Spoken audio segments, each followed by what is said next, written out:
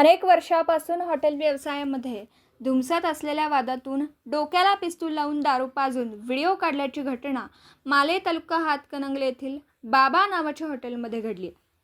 Menu card बघण्याच्या कारणावरून सदरची घटना घडली असून फिर्यादी अभिषेक छत्री भोपारी वय वर्ष 24 राहणार नेपाळ, सध्या राहणार हेरले तालुका हातकणंगले यास लाकडी काठीने व रॉडने पाठीवर पायावर वर्मी घाव घालून वळ उठेपर्यंत मारहाण केली आहे. तसेच तुझ्या बायकोवर सगळ्यांना रेप करायला लावीन अशी धमकी दिली. हातकणंगले ठाण्यात फिर्याद अभिषेक याने दिली आहे. याबाबत संशयित आरोपी टिपू सुलतान खतीब, मोहम्मद कुरेशी, प्रवीण नाथा पाटील, मनोज संजेश कांदे यांच्या विरुद्ध हातकणंगले पोलीस ठाण्यात गुन्हा नोंद झाला. हॉटेल मालक हे तिघे भाऊ असून हॉटेल बाहेर सत्ताधारी मंत्री, खासदार, आमदार यांच्यासह राजकीय नेत्यांचे फोटो लावून दहशत पसरवत असल्याचं नागरिकांमधून बोललं जात आहे.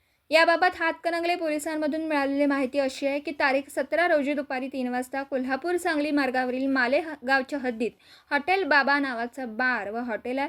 हॉटेल नजीक असलेल्या पान टपरीमध्ये फिर्यादी अभिषेक छत्री भोगारी हा थांबला होता.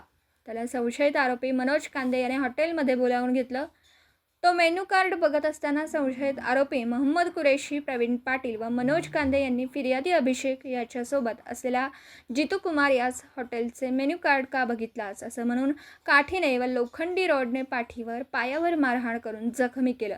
संशयित आरोपी टिपू सुलतान खलिफा याने अभिषेक याच्या डोक्यास मिलिटरी चॉकलेटी रंगाची पिस्तूल लावून दारू पाजली, त्याचा व्हिडिओ काढला. त्याच्यासोबत असलेल्या जितू कुमार याला तुम्हाला चाच्यांनी पाठवला आहे असं म्हणत फिर्यादी अभिषेक याला जबरदस्ती करून तू आणि तुझी बायको उद्याच्या उद्या निघून जा, नाहीतर तुझ्या बायकोवर बलात्कार करायला लावीन अशी धमकी दिल्याची तक्रार हातकणंगले पोलिसात दिली. पुढील तपास हातकणंगले पोलीस करीत आहेत.